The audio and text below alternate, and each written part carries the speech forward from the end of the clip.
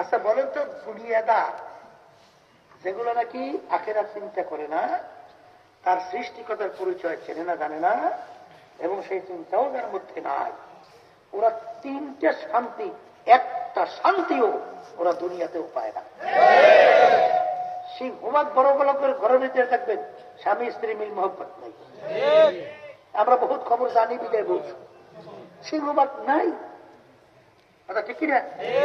আচ্ছা, এরপরে খাবার শান্তি, সিংহবাগ দেখবেন বড় লোক, না খাওয়ার বললাম, কামাই করলে কি করবি? খাইতেই তো ভালো করবি, কি কামাই করবি?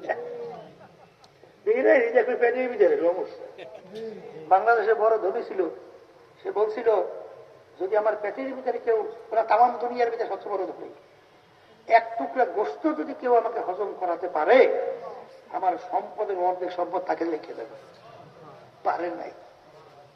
বাংলাদেশ সবচেয়ে বড় ধনী, সেও কিন্তু শেষ পর্যন্ত যা আবার যাও খেয়ে ভেবে যাওয়া লাগছে, আর কিন্তু পেটে কিছু চলে নাই। তো এই টাকা পয়সা কামাই করে খাইতেই তো পারে, শান্তি পাইল। সিংহবাগ বড় লোক দেখবেন, ওই টেনশনে ঘুম যায় না, খালি মরা পড়ি। আর দিন যারা